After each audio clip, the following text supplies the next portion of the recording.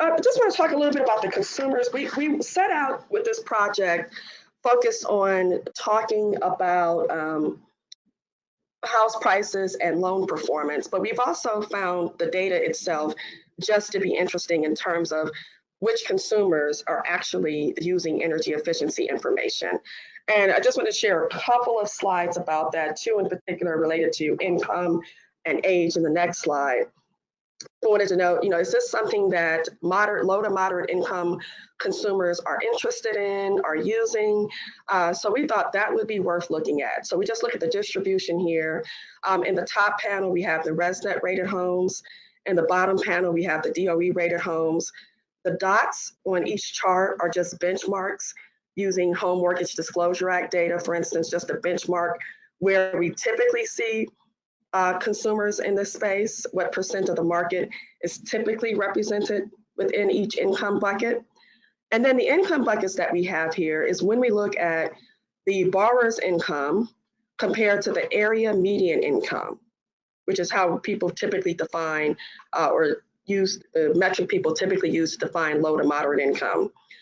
When we look at that less than 50% of the area median income bucket, so this is your low income borrower, we're saying that whether we're talking about the DOE or the ResNet rated homes, that group is well represented and it exceeds the benchmark for new originations in the market. That's very interesting. And when we go to the greater than 120, it's a little lower. But we did want to show you, even though that wasn't the main focus when we set out to do the project, that there is representation in this low to moderate income space. Another interesting question. I had a question. Can you help me understand? Because you say on that chart, you said it says the word double, which double to me, maybe I thought means 50%, but it looks like the more than 120% is really what's the highest. So what am I misunderstanding? Oh, absolutely. So in the market, so that's why I have the benchmark, the orange bubbles or benchmarks. It is absolutely the case that the greater than 120% of AMI is the most represented income segment in the mortgage market, right? So that's true if we're looking at the blue bar, the orange bar, I'm sorry, the blue bar, the green bar, or the orange dots. Oh, yep. No, I forgot to look at the dots. So yeah, thank you. Oh, no problem. So the dots just make sure everybody else caught that. That's a great catch. Absolutely the case that in general, the greater than 120 AMI, that basically middle upper income group is the majority of the mortgage market.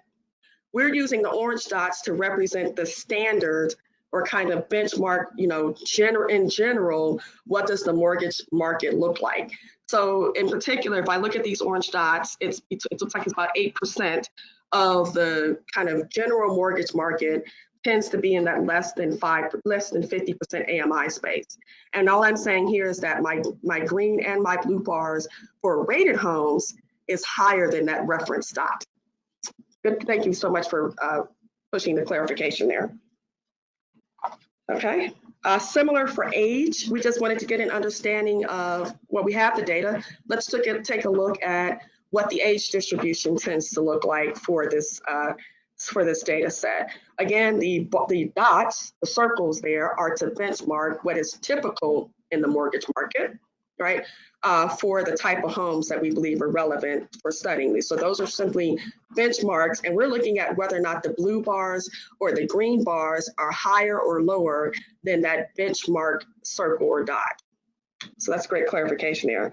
What we find when we look at the top panel for the ResNet rated homes, we do see that the Gen X group tends to have to be above the reference dot, is how I read that. So they are more concentrated in the types of properties that have ResNet ratings than they are represented in the general new mortgage origination space, the benchmark. When I go to the DOE rated homes in the bottom panel, I see a slightly different distribution there. I see that the seniors and the Gen X group is more concentrated in the types of homes that are where the DOE ratings have been requested compared to their representation in the market overall, is how I read that information. So this is just important information if you're thinking like, what demographics are being served. We're arguing it's a diverse demographic that's being served, right?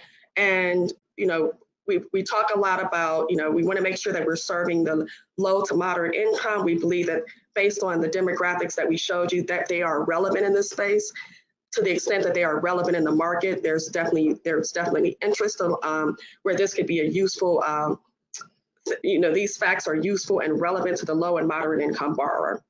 So let's go to another takeaway related to how you can think about serving that market that we just pointed out. So we've already shown you that there is something there when it comes to house prices, and that energy efficiency information is important in terms of age groups.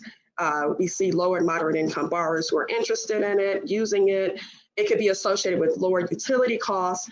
So one of the things that Freddie Mac has done, in particular, we've rolled out Green Choice Mortgage as of May 2019, which is basically just an enhancement of an offering or offerings that we already had before to better align with the current market needs and trends. And so you can use the Green Choice Mortgage, and in addition to our Choice renovation products, to help consumers with energy and water efficiency improvements. So we want you to take a look at the Green Choice Mortgage. You can find it on sf.freddiemac.com. And if you go to sf.freddiemac.com, click on the Working With Us tab at the top. And near the bottom of that screen, you will see mortgage products. And then you can look at the different mortgage products we have available for your consumers, for your clients, and identify the right solution for every type of borrower. And we hope that you'll take a look at this Green Choice Mortgage option. Thank you. So yeah, questions are coming in. Throw in some more questions. We got some time. For those of you wondering about the CEUs, make sure to take that survey that pops up at the end. And then also the same survey is going to be sent to you in an email an hour later. So if you miss it when it pops up, take it there. Please don't take it twice. And even if you don't need CEUs, we still encourage you to take that survey and give us your feedback. For those of you watching this on demand, the recording in the future, there is a quiz that you need to take with an 80% passing rate. So follow your instructions on how to take that quiz. If you're watching it on our YouTube channel, you can head down to that YouTube logo right underneath the video, and then on the left there you can click the Show More tab down in the description, and then when you show more, there'll be a link that says here, grab the quiz and then take that quiz. And again, this is for you, for the people in the future, not who I'm talking to right now today.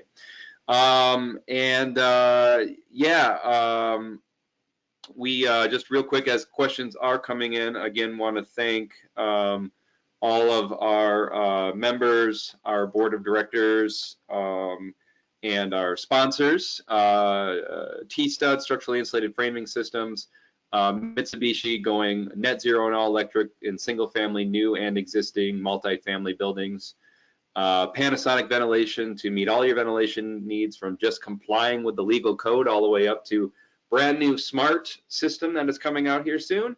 As well. So thanks to all of them for their support. So one big question I had for you, or that was out there, is we all, or some of us probably all remember that infamous massive 75,000 Institute for Market Transformation study that talked about, that kind of honed in on, if I understand right, 75,000 certified Energy Star homes across the country. And what it did is it looked at mortgage default risk. And what it determined from that study was that homes that had an Energy Star label had, like, I think it was like a 30% less chance of defaulting on their mortgage. And then I think homes that had better energy score, home energy scores, this was before DOE home energy score, had an even less increased risk of defaulting. Now, the crux of that study, my understanding, was it was done during the height and throughout a time period when we were at the worst during the economic downturn. It looks like your study was really more done at the tail end of that downturn and into the massive upswing now, where home values are just escalating through the roof. I guess, And so would you then say maybe the reason that you're not finding people being protected against defaults is that really they were studying it during a time where defaults were happening more regularly, and your study is more looking at during a time when that's, that has been resolved for now? Excellent question. Thank you for that question, and we are familiar with it as well. So I think you hit on a couple of key points there. The study definitely was a different time period. It was a similar data set. I view our study, I would actually not toss out their study or say that we've, done something that shows that it's, not true or something like that. I view our studies as complements because of the different time period. I've spoken to the authors of that study. One thing, they actually support our work, and what they pointed out is some of the data limitations that they had because of the data sets they were working with. For instance, the income variable that they used was based on the zip code level income. So some of their measures weren't quite as precise as what we were able to obtain. Our data set's not perfect either, but we were able to get a little bit more of a read on income and debt to income than I think they were able to in that particular study. So that would be one place where we deviated a bit, in addition to the time period. And I do think the time period is relevant.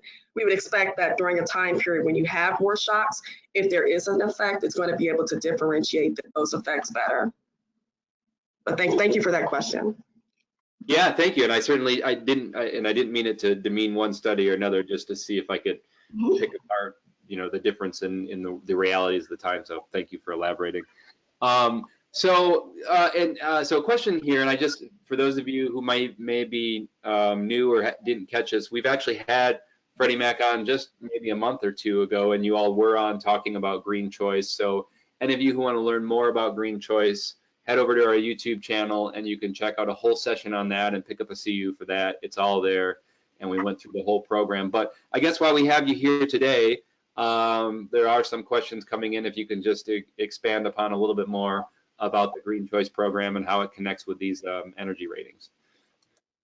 Okay, I will do my best. I'm not the Green Choice product expert, but I can give you a few high-level points to consider if you want to use that. The Green Choice mortgage option, again, is an opportunity to finance energy efficiency improvements associated with energy or water efficiency. The nice thing about the product is that you can finance costs up to 15% of the as completed value, and you can actually, you have the ability to close prior to completing all of the improvements associated with those energy efficiency upgrades. So it's a nice opportunity to offer some flexibility in financing for consumers who are interested in energy efficiency. It is, it's for purchase, no cash out refinances of first liens. It can be used with our, a number of our currently available products. So when you go to the website and actually look at the mortgage products, a lot of the mortgage products that are there, you can use the Green Choice mortgage with it, such as our affordable product and Home Possible can be used with that particular option. In terms of the improvement cost or the improvement amounts, if it's a basic energy efficiency improvement that doesn't exceed $6,500, then we are actually not requiring an energy report for that. Basically just trying to streamline this process and make it easier for you to use these options. I don't know if there are other specific questions, but I think that gives you an overview of how that product could work for your clients. Yeah, thank you. And like I said, we have a whole session where we took a big deep dive into that just a few months ago, and that's on our YouTube channel, so you all can check that out anytime. Another question here is your data only coming from ResNet, or has any data been collected from the MLS, or otherwise known the multiple listing service, or some other source? Right. That is correct. This is the data sources are from the ResNet and the Department of Energy. And we did not get MLS data for this project, but that's definitely an interesting way to go. But those are the two data sources we used at this time. Great, thank you. I'm going to read a different question here for a second while I read this much longer one real quick. The other question is, I just wanted to confirm you didn't have any data, or you didn't look into any data, because I saw you had some data that showed for every 10 points in the home energy score scale, there was, I believe, a 2% increase in value. Did you have anything equivalent to that for the DOE home energy score?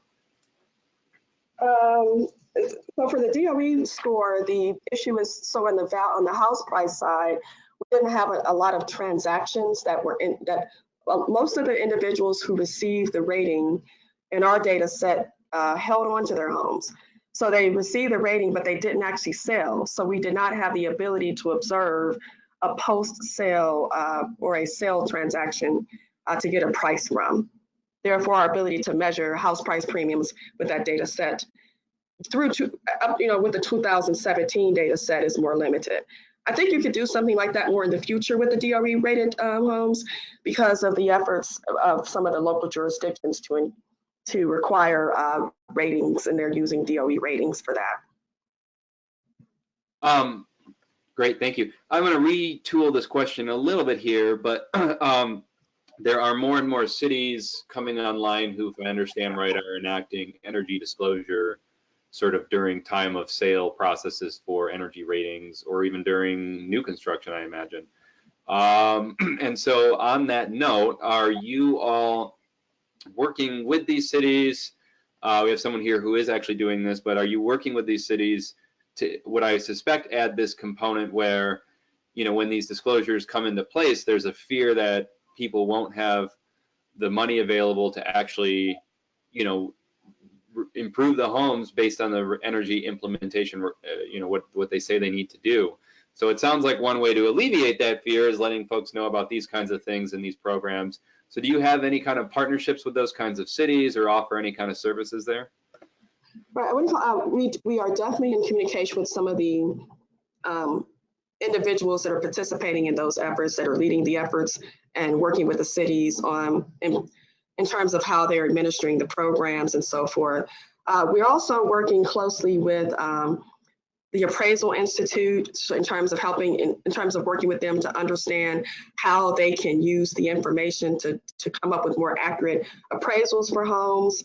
So we have a lot of collaborations going on right now with rating, with ResNet, DOE, other rating groups, jurisdictions, appraisers, getting information out to lenders in terms of whether or not consumers are able to make the improvements based on affording. I think we're aware of some of those challenges, and which is why we've introduced the Green Choice Mortgage, the Choice Renovation Program, and we're still, we are continually exploring and trying to understand and make sure that our product offerings match the needs of the consumers in the market and whatever those new trends are. So this is a continuous engagement. Next year we're really going to focus a lot more on making sure that we've done this research.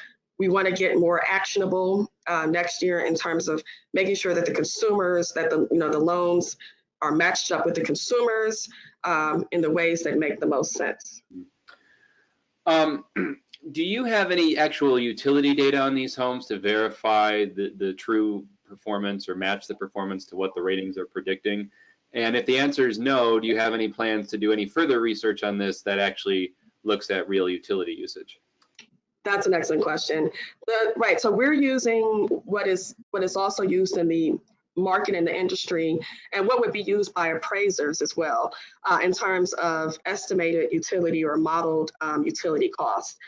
That's a very good, valid question around actual utility cost, right? So we're definitely not controlling for or measuring how various consumers, once they get into the home, actually use their their appliances and their, how much heat they actually use, how much fuel they actually use. We're basically looking at these measures to talk about what the potential for the home is, because that standardizes the measure across consumers, right? So I could go in and decide I want to set my thermostat much higher than you, but that would be very difficult to measure from a market perspective in order to be able to put a valuation on it. So we are using in our analysis the same standards that the Department of Energy and ResNet use to talk about these modeled energy use based on the actual features that are present in the home, so that from one consumer to the next, we have a consistent measure of what the potential is for energy savings in those homes. And when our appraisers and others are trying to to figure out the value of these homes, they have also consistent measures. So that's a long way of saying we understand that it's different for different consumers. Our analysis is based on having a standardized measure. I don't see in the near future trying to get at that behavioral or differences in actual utility costs in the near future. I think we're really trying to work on standardization across the market for now. Thank you. And I saw that you mentioned that these improved values reflect a diverse group of folks and income. You shared income, you shared location data, and you shared age data. But what have you collected and been able to determine, either looking at data of race and/or profession? Do we have it in here? Race, and what was the other category? Third category was profession. Profession? Yes, profession. Yep. Oh, thank you for clarifying. We do not have profession for sure. Did we put the race ethnicity information in the paper? I don't know if we have it. No. Right, so that's not in our paper right now, the race ethnicity breakouts. Okay. Yeah. Is there any plan to do any further improvement or updates on the study with any information in that regards? We haven't made short-term plans for that. I think it could be worth looking at from an overall demographic perspective. I think for duty to serve, we were really focused on income more, and we would expect that minority groups may be disproportionately represented in the lower income groups. So that's encouraging information, but we haven't been able to tease that out. Okay. And we probably have to look more at the geographies where they are in order to be confident in our measures. In terms of racial and ethnic distributions, it would be more geography based. Okay. Well, hey, we are at our time. I don't see any more questions. So I really, again, want to thank you, Larice, for taking your time out of the day to do this. And again, thanking Freddie Mac for joining us again for the second time this year to provide valuable information. And just real quick before we wrap up, where can people go to learn more about this study, access it, or just relatively find out more? Absolutely. sf.freddiemac.com for the single family Freddie Mac website. You can access it. You can search within the website that you have listed there, freddiemac.com, as well, for energy efficiency white paper. Great. Well, thank you for working with us. And, we're gonna out here for the year, and take care, everyone, and have a great rest of your year. Be sure to check out all of our courses available online that you can watch anytime and anywhere to pick up your CEUs. Before you go, make sure to subscribe to us on YouTube to get weekly updates and stay up to date on green building science courses, webinars, and home tours. Thanks again.